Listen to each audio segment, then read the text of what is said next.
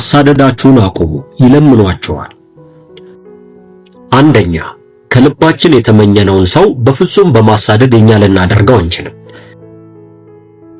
በትክክል የኛን ዋጋ የሚረዳ ሰው በግልጽ ስሜቱንም ሆነ ለኛ ያለውን ፍላጎት ያሳየናል እንጂ ብዙ ድራማዎችን ለመስራት አይሞክርም።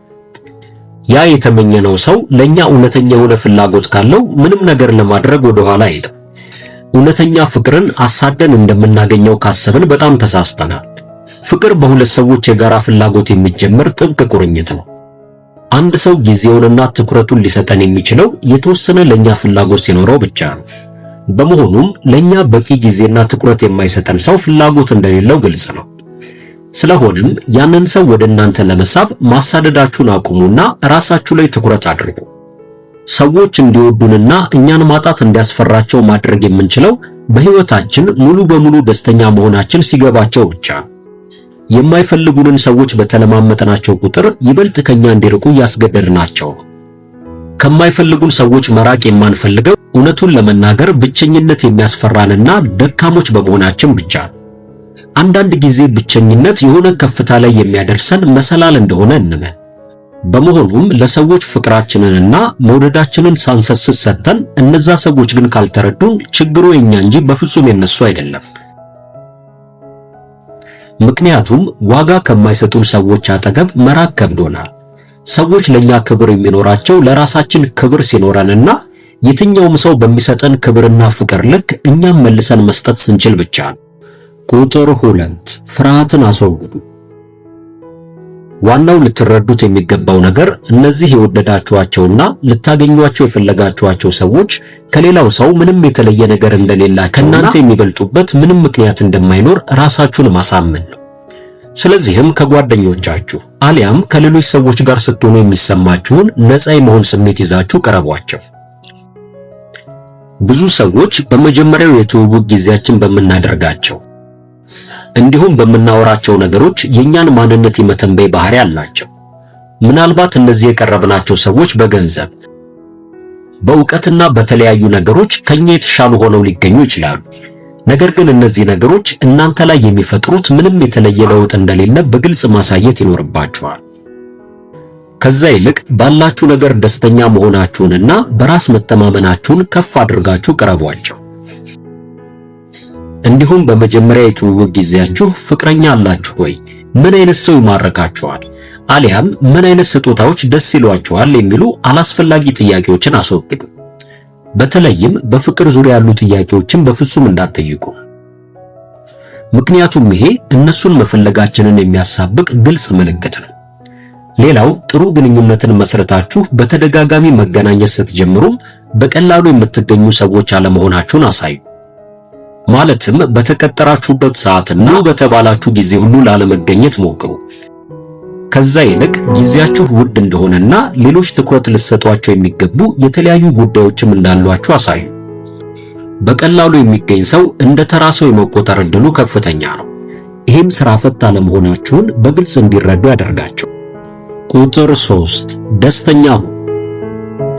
በባህሪያችሁ ኮስታራ የምትባሉና ለሰው ፊት የማትሰጡ ሰዎች ብትሆኑም እንኳን ከምትወዱት ሰው ጋር ስትሆኑ በፈገግታ እነሱን ለመቅረብ ሞክሩ።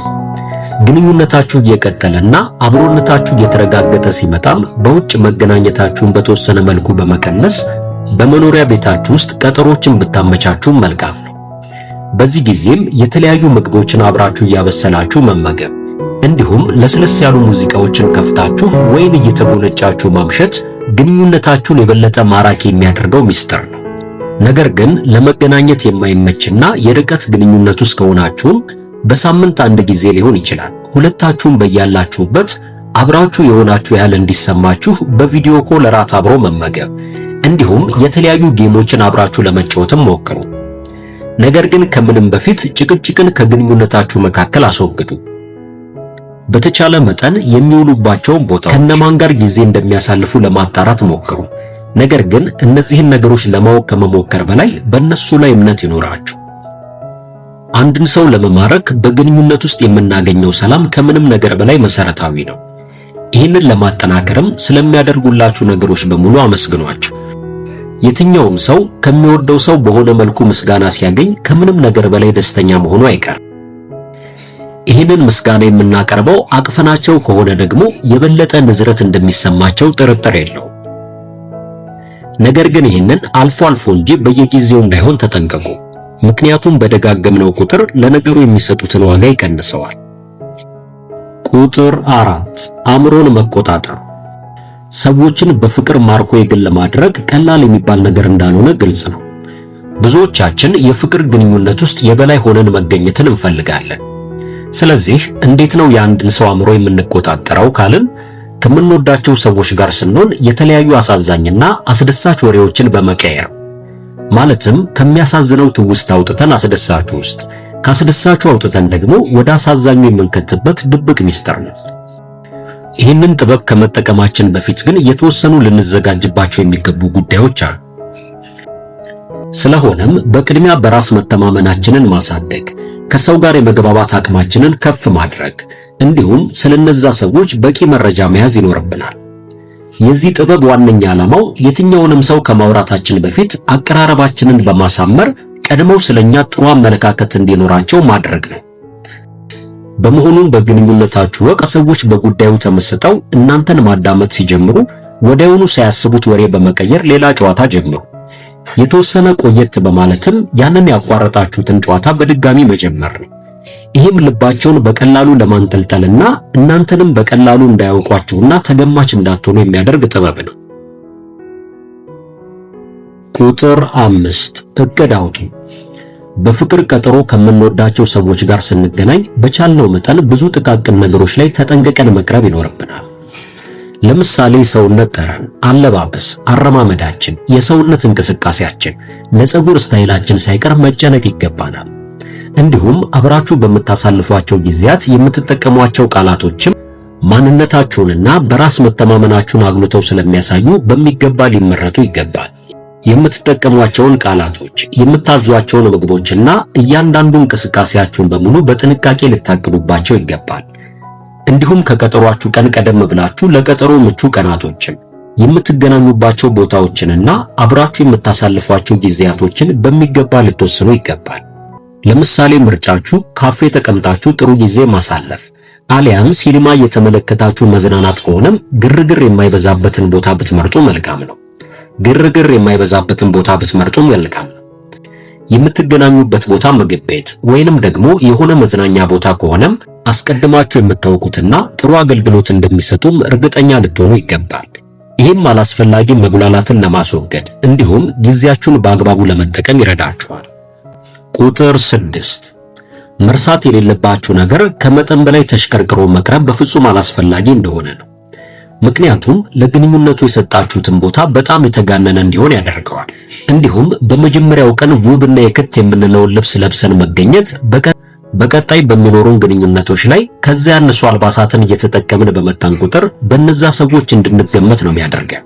እንዲሁም ከመጠን በላይ ተሽከርክራችሁ ስታገኟቸው እነሱም በፍቅር ለመማረክና ለመጣል እንጂ እውነተኛ ማንነታችሁ ስለመሆኑ እንዲጠራጠሩም ታደርጓቸዋላችሁ። በመሆኑም ጸዳና ቀለል ያለ አለባበስን ብቻ መጠቀም በቂ ነው። መቼም ቢሆን ያልሆናችሁትን ሆናችሁ በፍጹም እንዳትቀርቡ። ከዛ ይልቅ የፈለገው አይነት ስሜት ቢሰማቸውም እንኳን እውነተኛ ማንነታችሁን ይዛችሁ ተገኙ።